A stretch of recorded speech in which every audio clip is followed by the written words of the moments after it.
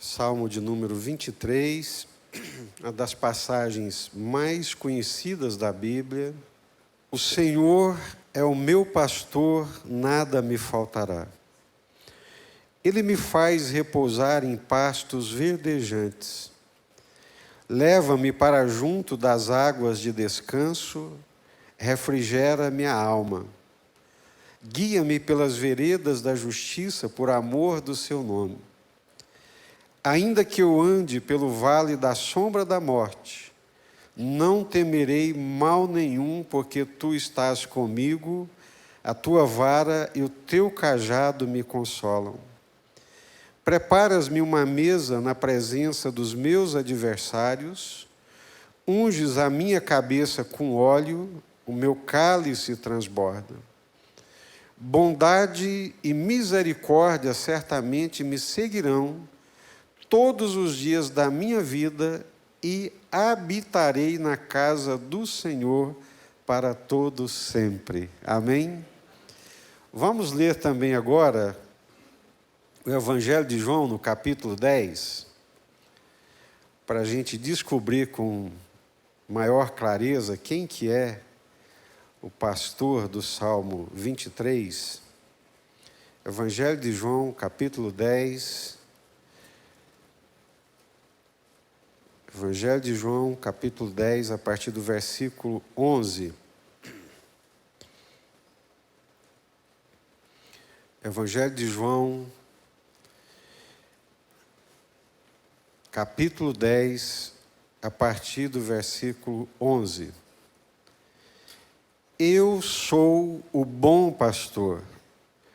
O bom pastor dá a vida pelas ovelhas.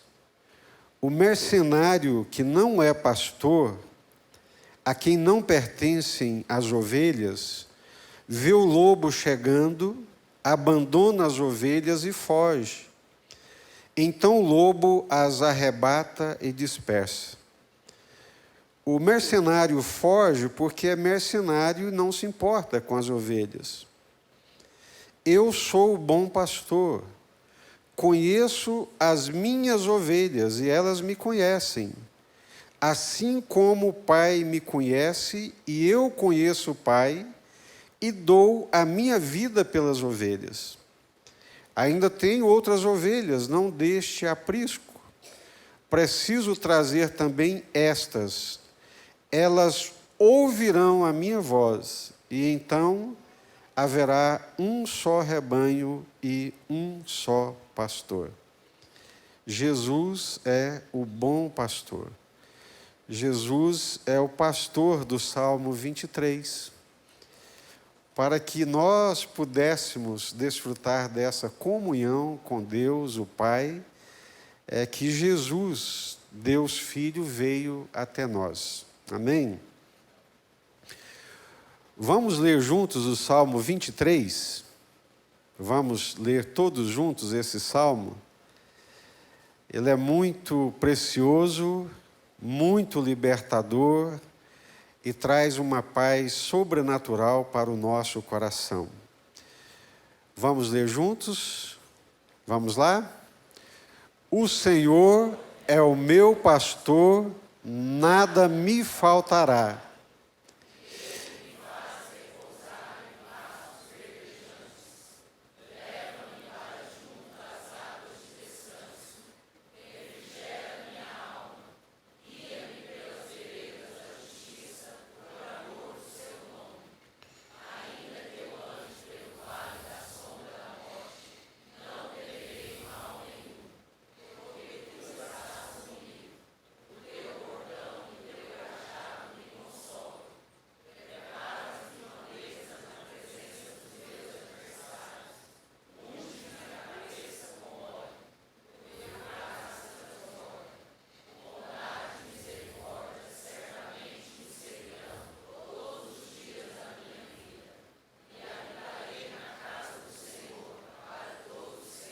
Aleluia, glória a Deus. O que mais que uma alma precisa? Quando você lê esse Salmo, Salmo 23, qual parte dele fala mais ao seu coração? Qual versículo ou qual frase ela entra queimando no seu coração e faz arder o seu coração? Primeira, o Senhor é o meu pastor. Quem mais? A última, mas 6, bondade e misericórdia me seguirão todos os dias da minha vida e habitarei na casa do Senhor para todo sempre. Isabela, esse também. Quem mais? 4, ainda que eu ande pelo vale da sombra da morte, não temerei mal nenhum. Quem mais? 4 também, Hugo? Clériston? Peguei de surpresa? Quem mais? 3? Lá atrás. A luz aqui não está muito boa, Ilma. 3 também. Gente, para mim uma frase que, sabe, me traz de todos, né? Todos eles aqui, mas refrigera a minha alma. Você já esteve com a alma perturbada? Já esteve assim angustiado, perturbado? E quando a gente lê aqui e sabe que o Senhor refrigera a nossa alma, ou seja, a alma está inquieta, ela está desassossegada, ela não está em paz, ela não está pacificada. E o Senhor, Ele tem esse poder, a presença do Senhor refrigera a nossa alma, ela pacifica o nosso coração. Às vezes eu acordo bem cedo, principalmente nesses dias de calor, muito quente, e eu saio pela casa buscando a brisa, buscando o ventinho, abro as janelas, abro a porta, e esses dias eu me assentei de madrugada lá fora, pegando aquela brisa suave, e comecei, Senhor, refrigera a minha alma. Assim como essa brisa traz, né, esse refrigério gostoso. Naquele calor intenso, essa brisa suave, ela, sabe, traz um bem-estar muito grande. Então, o Senhor refrigera a minha alma. Refrigera o meu coração. Eu quero viver um dia diante de todas as demandas desse dia, mas eu quero viver com o meu coração em paz. O Senhor refrigera a nossa alma. Essa é uma coisa que nós precisamos aprender e não podemos abrir mão dela. Quando nós nos reunimos aqui, o Senhor se faz presente e o culto é comunitário. Amém? Então aqui não vale muito aquela expressão, esqueça do seu irmão. Não. Se fosse para ser um culto individual, você faria lá no seu quarto. E seria culto também, mas já que você veio aqui, é para ver a face de Deus na face do irmão. Amém? Quando nós nos encontramos com o nosso irmão, nós formamos essas pedras vivas, um santuário vivo, e Deus se faz presente. Então, quando nós estamos juntos, essa alegria do Senhor, ela se manifesta. Por isso que nós temos alegria em vir à igreja, temos alegria de estarmos juntos e de estar com os nossos irmãos.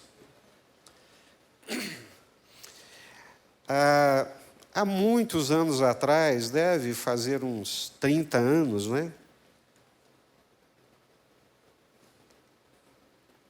Eu estava ali no Teatro Municipal, era uma reunião dos crentes, dos irmãos da cidade, e o pastor que ministrava a palavra naquela ocasião, pastor já de idade, e ele ministrou a palavra exatamente no Salmo 23. Um homem de Deus, muito sábio, mas vejam bem, são passados mais de 30 anos, isso deve ter sido lá pelo ano de 1983, 40 anos atrás, e a fala dele ficou gravada na minha mente. E o que ficou gravado na minha mente, quando ele começou a falar sobre o Salmo 23, é que, certa vez, numa cidade, reuniram as pessoas ali e convidaram as pessoas para fazer uma recitação desse salmo. Aquele que conseguisse recitá-lo da melhor forma, da maneira mais bonita, tocante, ele seria o premiado. E ali vem duas pessoas para recitar o salmo.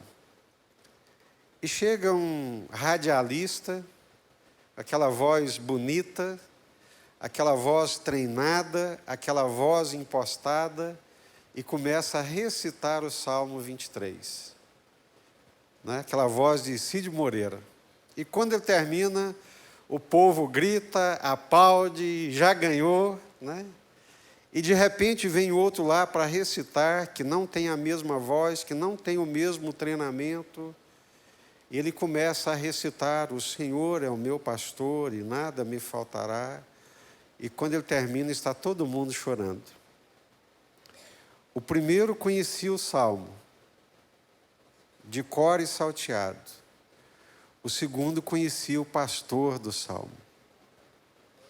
E quando ele falava do salmo, ele não falava de uma forma descritiva. Ele não falava de uma forma impessoal, impostada. Mas ele falava de uma forma muito íntima, de uma forma muito tocante, porque ele falava do coração, ele falava da alma, de algo que ele vivia e que ele desfrutava. A pergunta nessa manhã é exatamente essa.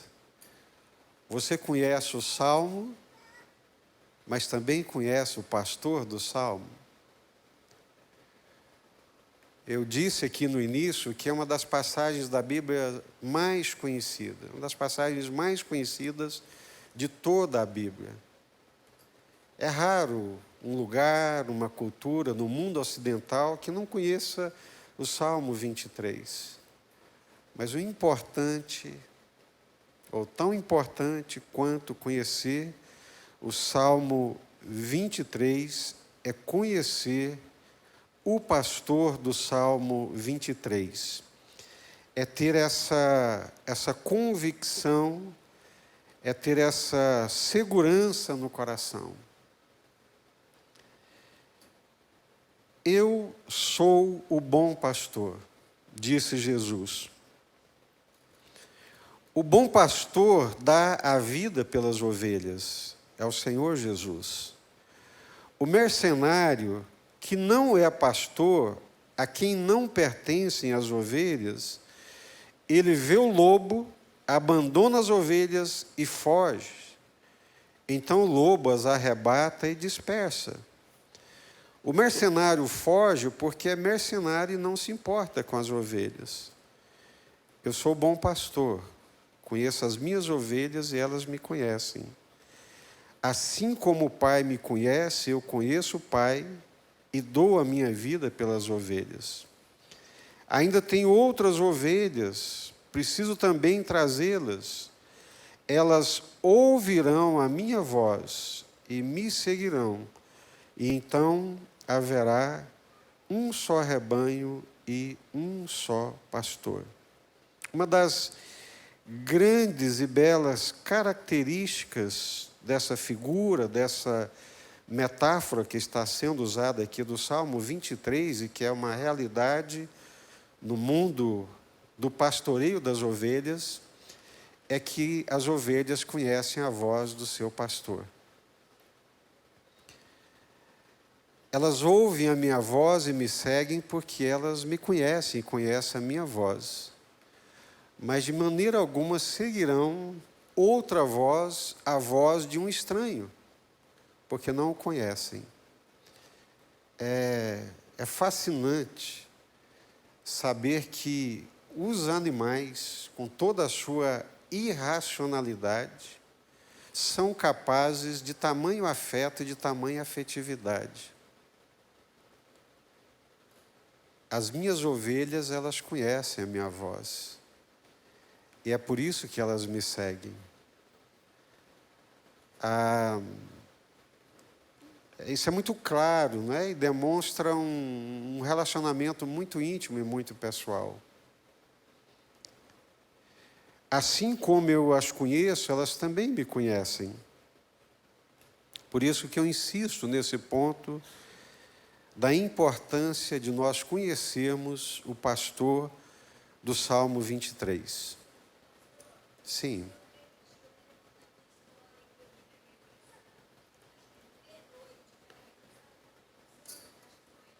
Aham.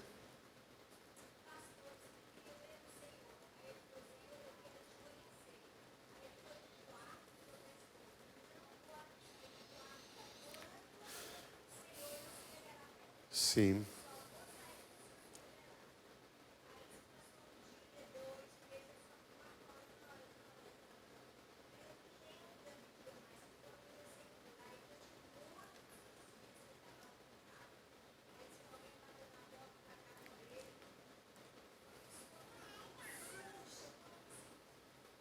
Aham.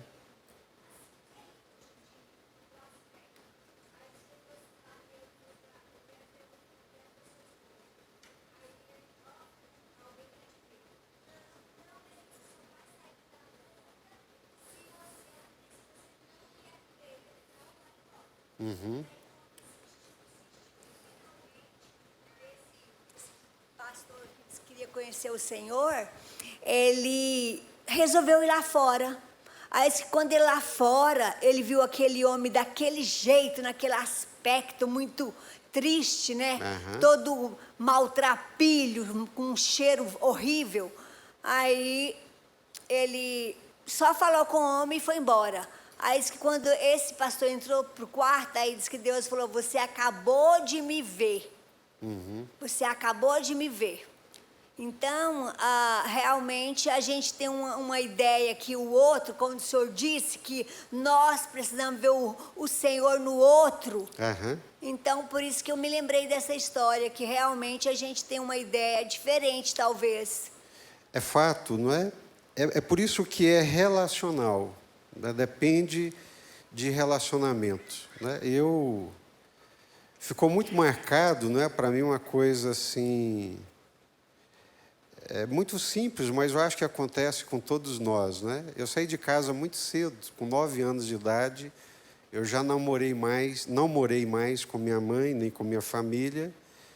Com 14 vim para Nápoles, com 20 fui para Belo Horizonte e nunca mais retornei para casa. E um dia eu tinha que ir para Brasília, minha mãe mora aqui em Abadiânia, e eu saí daqui umas 3 horas da manhã. E indo para Brasília, eu falei, eu vou passar lá na minha mãe, 4 horas da manhã. Cheguei no muro alto, no rumo da janelinha da casa dela, e gritei, mãe, mãe, é você, Jesus, meu filho? Olha só, gente, ela sabe quem eu sou. Ela conhece a minha voz, né? Assim é com o Senhor também. O Senhor conhece a nossa voz, o Senhor nos conhece. Ele sabe quem nós somos. O Senhor sabe quem nós somos, né? Eu conheço as minhas ovelhas me conhecem, elas ouvem a minha voz, por isso elas me seguem, e de forma alguma seguirão o estranho, né? Pastorear a igreja de Jesus e o rebanho de Jesus, nessa perspectiva, traz muita paz para a gente. Porque, na verdade, cada um de nós, incluindo eu, somos ovelhas de Jesus, né? Às vezes a gente fica assim, angustiado, agoniado, para onde é que esse povo está, o que está fazendo? Mas a ovelha de Jesus, ele segue Jesus. Aquele que conhece o Senhor, ele vai seguir o Senhor, não vai seguir o estranho. Então isso traz paz e tranquilidade para o nosso coração. Paulo sofreu muito com alguns indivíduos, né, que Por onde ele passava, eles iam atrás, estragando a obra, fazendo confusão. Aí lá em 2 Timóteo, capítulo 2, se não me falha a memória, diz assim: o firme fundamento de Deus continua tendo este selo. Qual que é o selo? O Senhor conhece os seus. O Senhor conhece os seus. E todo aquele que professa o nome do Senhor, aparte-se de toda injustiça. Se fosse uma pessoa estranha gritando lá na janela da minha mãe, ela não ia nem responder. Ia ficar lá caladinha, sem saber quem era, mas quando ela ouviu a voz e sabendo quem era, ela respondeu. Vamos lá. O Senhor é o meu pastor, nada me faltará. Nós precisamos interpretar bem, compreender bem a palavra de Deus, para nós não edificarmos a nossa casa na areia. E também para a gente não criar expectativas que não são reais, e não são verdadeiras, e não são expectativas que não procedem de uma boa compreensão da palavra de Deus. Quando a palavra de Deus diz, o Senhor é meu pastor, nada me faltará, ela está dizendo que todos os meus desejos serão satisfeitos. Hã? Quando a palavra de Deus está dizendo, nada me faltará, ela está dizendo que todas as coisas que eu quiser, em bens materiais, nada disso vai me faltar? Não pode ser, não é? Ninguém tem tudo o que quer. E o saco da ambição nunca enche. Não é verdade? E nossa alma levita o tempo inteiro. Você sonha em comprar tal carro que as suas condições lhe permitem. Você vai lá, compra o carro, hora que compra é um encantamento, é uma alegria, passa 1 ano, 2 anos, você já não quer aquilo mais, você quer outro. Maior, mais possante, mais bonito e mais confortável. Aí você compra o outro maior, mais bonito, mais confortável, aí a alma começa a levitar de novo, daqui 1 ano, 2 anos, você já não quer mais aquilo, você quer outro. Então, quando a Bíblia diz, o Senhor é o meu pastor, nada me faltará, ela não está falando da plenificação dos nossos desejos, e nem de que Deus se compromete a satisfazer tudo aquilo que nós queremos e desejamos.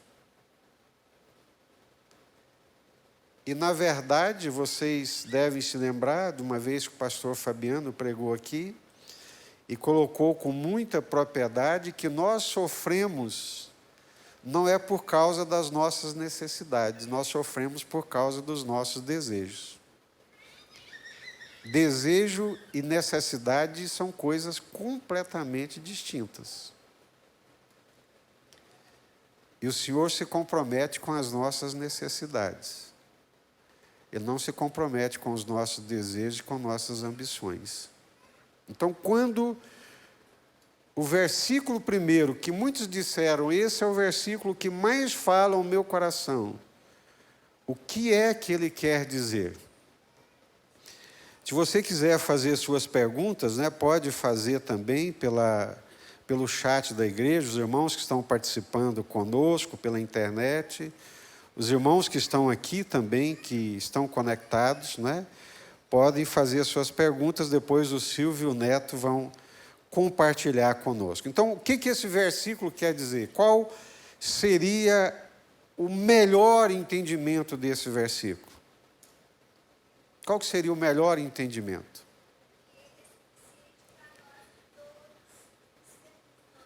Que Ele é suficiente para nós, para preencher todos os buracos do nosso coração. Que mais? Onde? Ele é fiel e não nos abandona. Silvério? Contentamento, né? Contentamento. O que mais?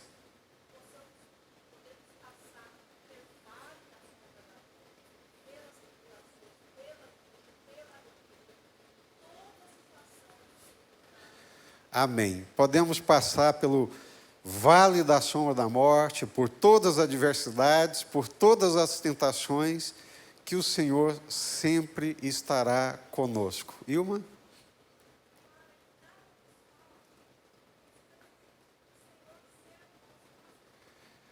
Para que nada nos falte, o Senhor precisa ser o nosso pastor.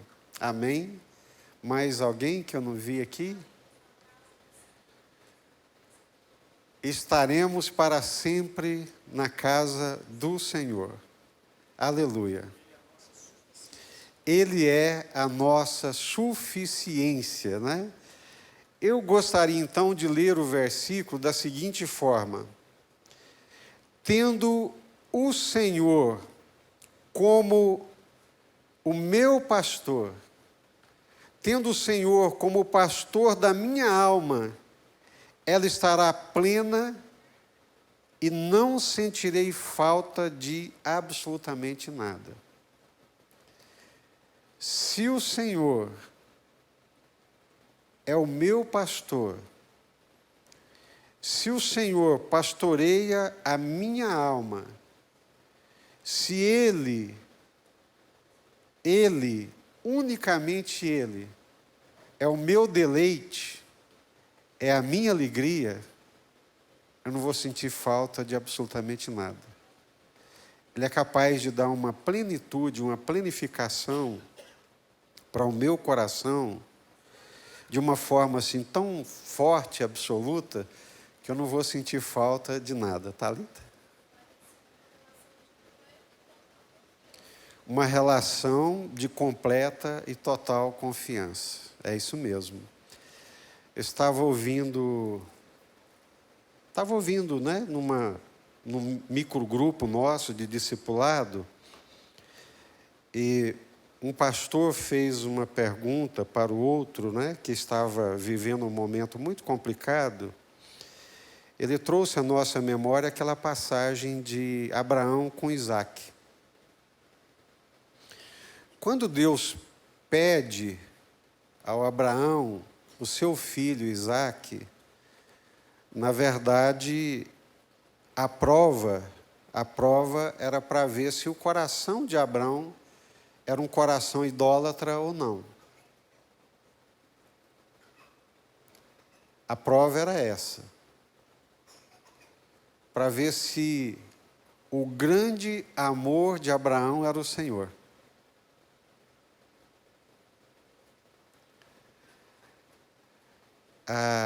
O grande amor do nosso coração é o nosso Deus. É o nosso ídolo. Abraão, tu me amas, então me ofereço o teu filho. Aquilo que nós perdemos e nos machuca, ou aquilo que nós temos medo de perder, são os ídolos do nosso coração. São os ídolos do nosso coração. Às vezes nós sofremos e angustiamos, entristecemos por causa dos nossos ídolos. Então, quando o Senhor é o grande amor da minha vida, o grande amor do meu coração, eu não sou idólatra, eu não tenho ídolos, nem de fora e nem de dentro do meu coração. Às vezes, o meu ídolo é a minha profissão. Paulo insiste em várias das suas epístolas, que muitas vezes o ídolo do crente é o dinheiro, o avarento é idólatra, aquele que arrepia de medo de perder o dinheiro, de ficar pobre, é um idólatra. O dono do coração dele é o dinheiro, ele é avarento. Aquele que conta e mede os centavos, né, para não perder, é avarento e o avarento é um idólatra. Às vezes o ídolo do nosso coração é o nosso filho. Deus provou a Abrão exatamente naquilo que ele mais amava, para saber se aquele amor dele era maior do que o amor que ele tinha pelo Senhor. Ou o Senhor é o amor do nosso coração, o grande amor do nosso coração, ou ele não é e nunca foi e nunca será, a não ser que a gente tome uma posição. Então, essa questão dos ídolos do coração, isso é muito forte. Agora, quando o Senhor é o Deus da minha vida, é o grande amor da minha vida, Ele preenche, Ele enche o meu coração, a minha alma, eu tenho fome de Deus, eu tenho sede de Deus, é Ele, é dEle. Isso planifica o meu coração. Nós vivemos em dias que o Deus do coração dessa sociedade e de muitas pessoas que nela vivem não é o Senhor. O Deus deles são eles mesmos, os seus prazeres, eles são hedonistas. Eles não abrem mão, não sacrificam os seus prazeres, mesmo sabendo que esses prazeres são contrários a Deus e à vontade de Deus. É porque ele não conhece o Senhor, não conhece o pastor do Salmo 23. Ele fala do Salmo 23, ele fala de Deus, mas não conhece, porque quem conhece a vida dele, o coração dele é completamente transformado e o prazer dele e a alegria dele é o Senhor. Eu não sei quando que nós perdemos essa verdade, mas ela foi perdida do seio da igreja e nós nos transformamos em idólatras. Não somos idólatras por ídolos, mas carregamos muitos ídolos dentro do nosso coração que competem com Deus e com a graça de Deus. Que Deus tenha misericórdia de nós. Que Deus tenha misericórdia de nós. Então, se eu tenho esse relacionamento de confiança, se eu ouço a voz do Senhor, e o Senhor ouve a minha voz, e nós temos um relacionamento, Ele é o meu prazer, Ele é a minha alegria, Ele é a fome do meu coração. É outra coisa que eu não compreendo, gente, não tem possibilidade de alegria fora do Senhor. Eu não consigo compreender crentes que fazem reuniões para se alegrar e o Senhor não está presente nessa reunião. Não consigo entender. Porque a nossa alegria é o Senhor. A alegria da nossa alma que enche o nosso coração de virtude, de plenitude, de prazer é o Senhor. Isso foi perdido.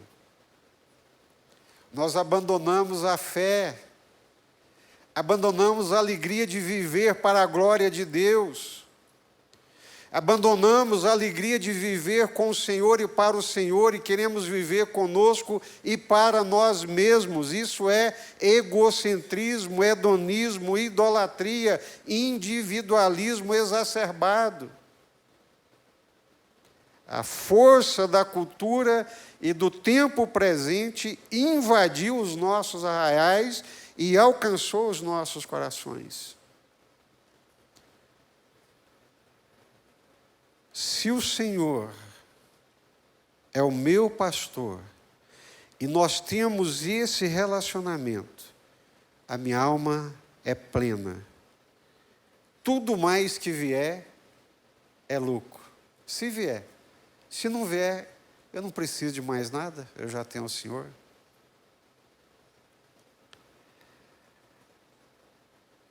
Uma das melhores fases da minha vida era quando eu não tinha nada, absolutamente nada, a não ser o Senhor. Ninguém sabia quem eu era, eu não tinha nome, não tinha reconhecimento, não tinha dinheiro, morava numa república, tinha que trabalhar para ganhar o do dia, para sobreviver no dia. Mas eu era super feliz porque o Senhor planificava o meu coração. Mas aí depois as coisas vão acontecendo até pela graça de Deus mesmo. Mas eu não posso trocar a bênção pelo abençoador. Não posso. Cheguei em Anápolis com uma mochila nas costas. Morava numa república bem aqui do lado. Trabalhava no DAIA, numa empresa na produção. Era duro. Levantava às 6 horas da manhã, chegava do serviço às 6 horas da tarde, ia dormir meia-noite. Ninguém sabia quem era eu. O Senhor entrou na minha vida, mudou a minha vida, deu sentido, me limpou, me lavou, me deu nome e me fez ser um professor universitário. Em todos os anos que eu fui professor universitário, eu fui homenageado, fui nome de turma, patrono, e num dia, numa formatura, o mestre de cerimônia, ele diz assim: queremos convidar para compor a mesa o senhor governador do estado de Goiás, fulano de tal. Lá vai o governador. Passa um pouquinho, ele anuncia: queremos convidar o senhor professor Jesus Aparecido dos Santos Silva.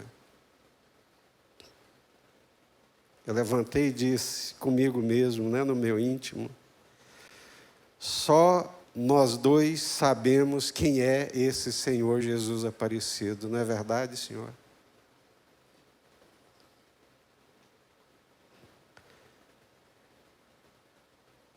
O Senhor é a minha alegria. Quando eu não era nada, quando eu não tinha nome, quando eu era completamente invisível, família não era destruída, não, era arrebentada. Não tinha o que comer, não tinha onde dormir. O Senhor foi lá e me buscou.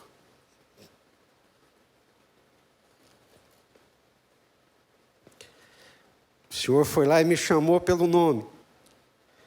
O Senhor foi lá e me colocou nos teus ombros, me limpou, me deixou bonitinho, cheirosinho, me deu um nome, me deu reconhecimento. Mas eu sei quem eu sou. E eu sei por que eu sou. É por causa do Senhor. É por causa da presença do Senhor. É por causa da graça do Senhor. Tudo que eu tenho, tudo que eu sou, tudo que eu vier a ser, é por causa do Senhor. É o Senhor, não sou eu. É o Senhor. O Senhor é a minha alegria, o Senhor é a minha porção, o Senhor é a minha herança. Se eu perder isso, o meu coração vira idólatra, e o primeiro ídolo que ele vai encontrar vai ser eu mesmo. Eu vou começar a ser narcisista, vou começar a me apaixonar por mim mesmo e achar que sou eu, que fui eu. Não, é o Senhor, é a graça de Deus, aleluia, glória a Deus, Ele é o meu Senhor, não tenho vergonha dEle, porque tudo que eu sou é por causa dEle, é a graça dEle, é o favor dEle. O que mais que eu preciso, gente? O que mais que eu preciso? Se eu tiver o Senhor, não faz diferença morar num condomínio fechado, morar num prédio chique ou morar num barracão. Não faz a mínima diferença. Porque o Senhor dá dignidade. O Senhor planifica a nossa vida, a nossa alma. É bom encontrar um crente de verdade, mesmo sendo pobre, mesmo morando numa casinha de pau a pique, de chão batido, mas se ele tem um Senhor na vida dele, ele é cheio de dignidade, ele é cabeça erguida, porque o Senhor é presente na vida dele, e ele sabe que tudo aqui é transitório e passageiro, e ele sabe para onde é que ele vai. Ele vai para a casa do Senhor, onde ele habitará para todo sempre. Não deixe os teus desejos corromper o teu coração. O versículo não significa que Deus me dará tudo o que quero ou o que desejo. Mas ele significa que a presença do Senhor pacifica a minha alma, trazendo segurança e tranquilidade para o meu coração. As coisas espirituais precedem as materiais. O mundo visível foi feito do invisível. As coisas visíveis surgiram a partir das invisíveis.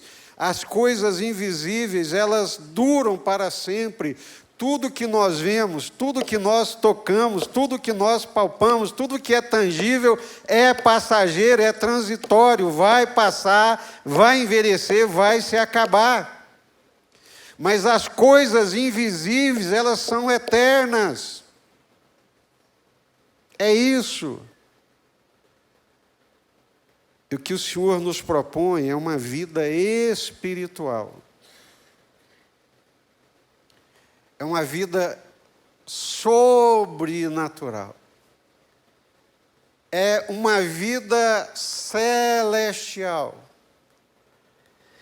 Aí vem alguns infelizes, né? Que torcem a palavra de Deus, criam uma série de enganos ao gosto do coração humano,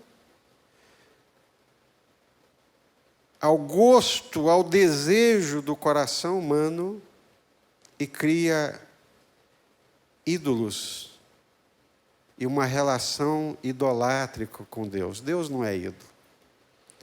Ou Ele é o Senhor absoluto da nossa vida, ou Ele não é. Ele não aceita as coisas pelas metades e relativizadas, não. A presença do Senhor preenche e planifica a nossa alma, de modo que não sentimos falta de nada. Jesus, 40 dias no deserto, sem comer absolutamente nada e sentindo fome, e nessa hora extrema de desejo, de comer, de fome, de desejo de fome, aparece-lhe o tentador e lhe diz: como é que pode o Filho de Deus passar fome? Como é que pode um servo de Deus, um filho de Deus, que tem comunhão com Deus, passar por uma situação dessa? Manda essas pedras virarem pães. Encha a barriga. E Jesus diz, nem só de pão viverá o homem, mas de toda palavra que sai da boca de Deus. Me alimenta mais ouvir Deus dizendo, eu te amo, tu és meu filho amado, do que uma mesa farta e cheia de pães. Os irmãos entendem? Eu me lembro que um dia, ministrando a palavra nessa linha de raciocínio das tentações, e um irmão nos ajudou muito, né, dizendo, naquele momento, que é o sentimento, né, geral, ele falou assim, mas alguém pode ser feliz e pleno se a despensa dele estiver vazia, se ele não tiver nada no bolso, não tiver pão para colocar à mesa dos filhos, ele pode ser feliz? Eu falei, você acabou de dizer exatamente o que o diabo falou para Jesus. É isso mesmo. Essa é a tentação. E esse é o virar do avesso. Essa é a vida espiritual. Se eu tiver pão, Senhor, aleluia, glória a Deus. Por isso que eu dou graças a Deus todos os dias pelo pão que eu como. Mas se eu não tiver pão, mas se eu tiver o Senhor, eu estou pleno. Eu estou feliz.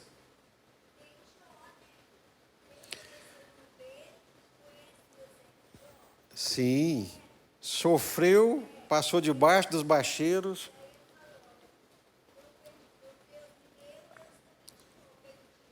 O nome do Senhor. Então, o versículo deve ser entendido dessa forma: tendo o Senhor como meu pastor, tendo essa relação íntima, essa comunhão com Deus, a minha alma será farta, eu não sentirei falta de nada. Agora, seria bom a gente fazer um raio-x do coração e da alma, né? Como é que está a tua alma? Eu lembro o pastor Ricardo Barbosa dizendo que ele era menino aqui na igreja presbiteriana central, e o reverendo Saulo ficava na porta da igreja, e lá vinha saindo o menino Ricardo Barbosa. Ele ia saindo, o reverendo pegava na mão dele, punha a mão na cabeça dele e perguntava: Ricardo, como é que está a tua alma? Eu queria perguntar para você nessa manhã, como o reverendo Saulo perguntava para o Ricardo: como é que está a tua alma? Como é que está a tua alma hoje? Como é que está? Aflita, angustiada, desordenada, perturbada, muitos desejos, pesada, conflitos. É hora de ir para os pés do bom pastor e pedir: Senhor, refrigera a minha alma, tranquiliza a minha alma, pacifica a minha alma, planifica a minha alma. Se tiver alguma pergunta, você pode ir colocando aí no chat, né? Vamos ver aqui as perguntas. Silvio Neto. Eu tenho aqui em mãos algumas, já vou adiantando aqui, né? É apenas um comentário aqui, pastor, se me permite. Claro. O André Coca, que colocou aqui que as ovelhas ou ovinos em geral são animais extremamente inseguros, medrosos e míopes. Quando pastoreado, vem no pastor um protetor, acima de tudo. Essa porção da palavra certamente é a que traduz mais fielmente esse sentimento, que é a segurança. Amém. Muito bom. O que mais? Pastor Juan Coiaços, lá de Lima, né, coloca aqui: em Deus estamos seguros, né? Grande verdade, em Deus estamos seguros. Glória a Deus.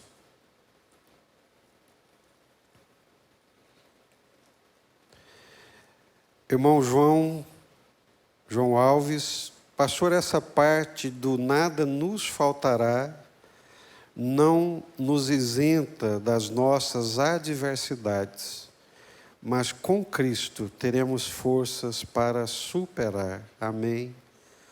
Obrigado, João. Glória a Deus. Que ânimo, né? É isso mesmo. O fato de que está escrito de que no Senhor, né, estamos plenos, nada nos faltará, não vai nos isentar das nossas adversidades, das nossas aflições com esse mundo. Esse mundo é um mundo de aflições, irmãos. Jesus já falou isso. O mundo é um mundo de aflições. Mas em Cristo, nós encaramos essas aflições de uma forma diferente e fortalecidos. Mateus.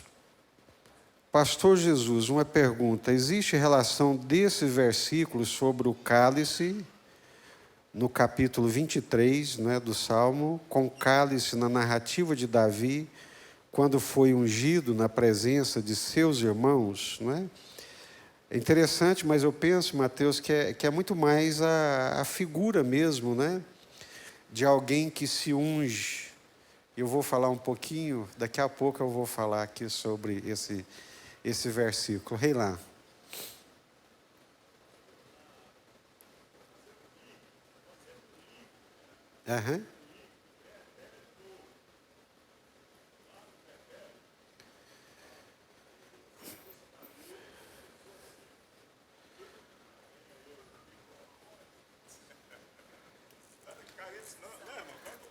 Graças a Deus aqui pelo acústica é boa, né, A pastor? acústica é boa, graças a Passeou Deus. para a igreja, amém?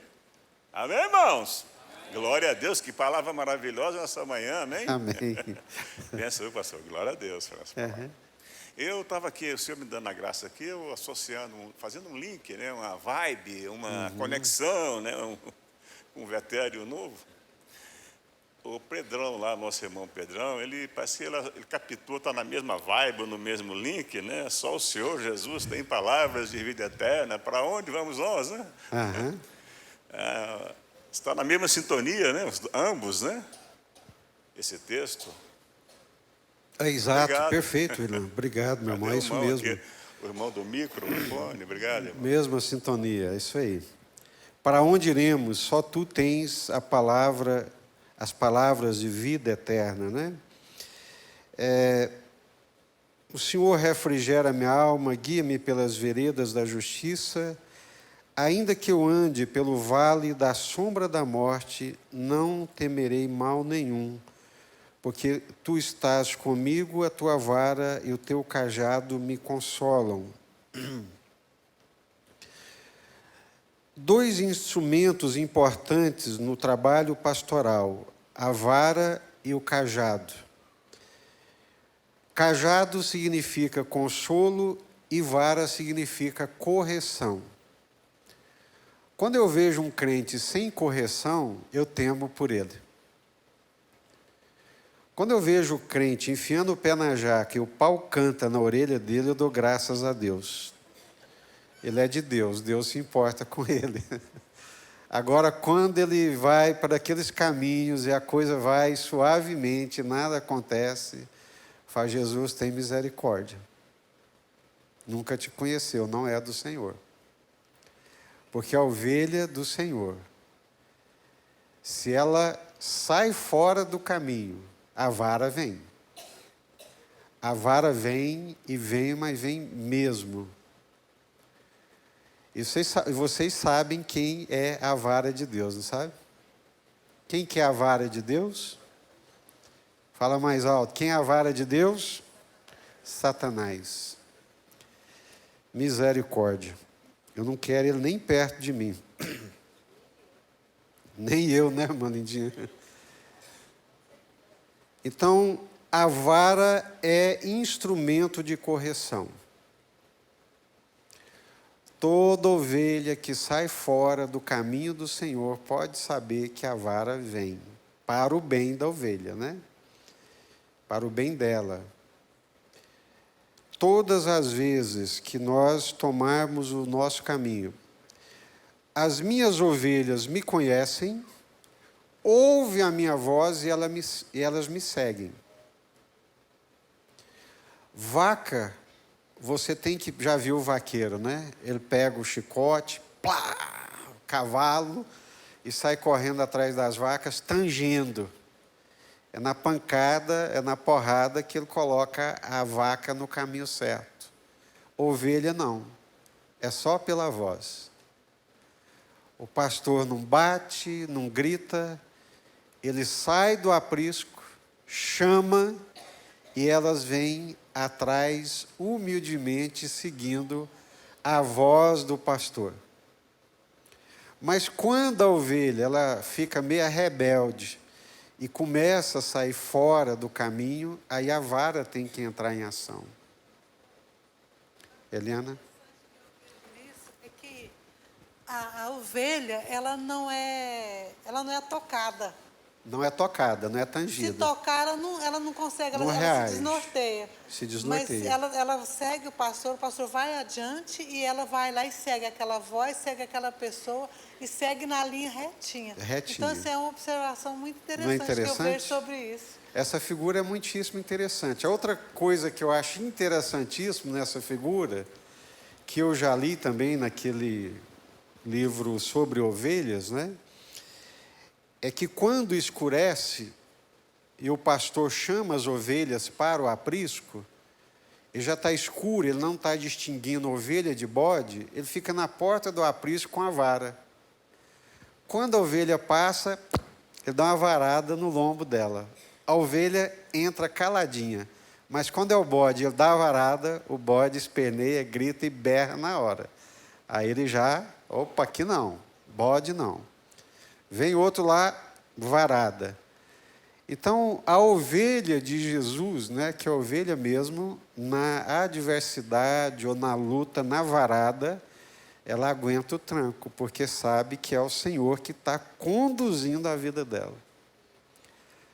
Quando o sujeito começa a espernear, murmurar, reclamar, transferir a culpa para todo mundo, né?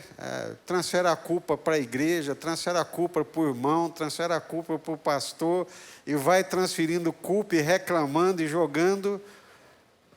Olha, presta atenção, veja bem se não é um bode. Porque a ovelha, ela sabe que quem está conduzindo a vida dela é o Senhor. Amém? Tem uma pergunta aqui, pastor. Uhum. Sabemos que Deus pode todas as coisas, absolutamente todas as coisas.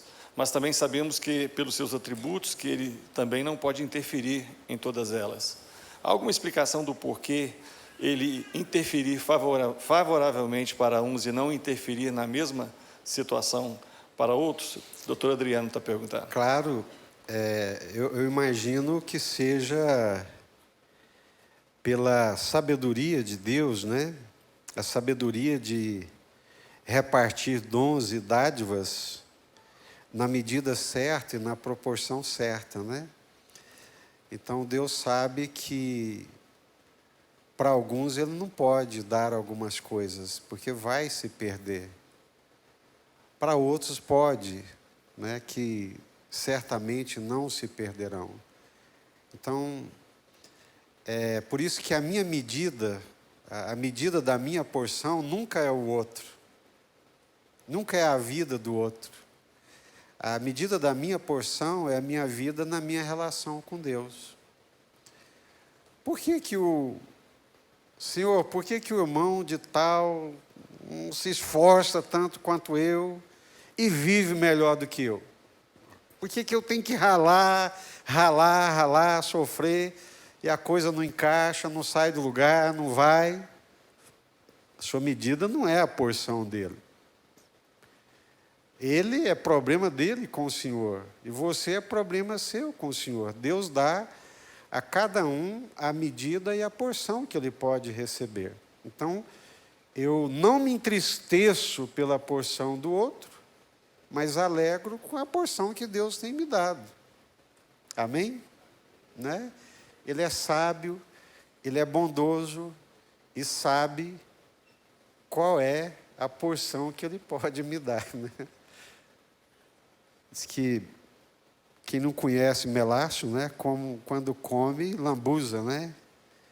E enjoa o estômago e acaba vomitando, né? Então, a vara e o cajado. A vara é um instrumento de correção. Hebreus capítulo 12 fala que todo aquele que Deus recebe como filho, o que que Deus faz? Açoita e corrige. Aqueles que estão sem correção não são filhos, né? É isso mesmo. Então a vara é um instrumento de correção. Preparas-me uma mesa na presença dos meus adversários, unges a minha cabeça com óleo e o meu cálice transborda. Cabeça ungida significa alegria. Cálice transbordante também é alegria, né? Vocês se lembram quando o filho de Davi, com Batseba, menina adoeceu, o Davi não comia, não bebia, não se lavava e não se ungia, porque ele estava triste, lamentava e clamava diante de Deus. Quando Deus recolheu o menino, o que ele fez? Levantou-se, lavou, trocou as vestes, ungiu a cabeça, sentou à mesa, comeu, bebeu, e todo mundo ficou de queixo caído. Mas nós não te entendemos, Davi. Enquanto o menino estava lá, morre, não morre, você se lamentava, se entristecia, não comia, não bebia, não se ungia. Agora o menino morreu, você se levanta, come, bebe, lava-se, se unge. porque ungir é significado de alegria. E o Davi fala, enquanto ele estava vivo, mesmo doente, tinha esperança. A partir do momento que ele morreu, ele está com o Senhor. Ele não virá até mim, mas eu irei até ele. Então, essa página está virada. Vida que segue. Levanta, sopra a poeira, unge a cabeça, troca as vestes e vamos para frente, que o Senhor é conosco. Amém? Óleo sobre a cabeça é alegria, né? A pessoa ungida, ela estava alegre. O triste, o que o triste fazia? O que ele punha na cabeça? Cinza. Então, quando diz que unges minha cabeça com óleo, é que o Senhor troca as cinzas, Ele, o Senhor, troca as cinzas pelo óleo da alegria, pela unção da alegria. Deus é bom demais, gente. Deus é maravilhoso, né? O que mais que nós queremos, além da presença e da graça do Senhor nas nossas vidas, né? E por fim o versículo 6, bondade e misericórdia certamente me seguirão todos os dias da minha vida. É bom pensar que mesmo que eu não esteja enxergando, né, mesmo que eu não esteja vendo, eu não preciso ver, eu preciso crer. Mesmo que eu não estou vendo essa bondade toda, mesmo que eu acho que ela não está me seguindo, a palavra de Deus diz que ela está seguindo. E não é do jeito que eu quero, mas é do jeito que Deus quer. Bondade e misericórdia certamente me seguirão todos os dias da minha vida. Aleluia. Eu quero acordar amanhã, botar o pé no chão, louvar a Deus, agradecer a Deus, porque, mais uma vez, as misericórdias dele se renovaram sobre a minha vida.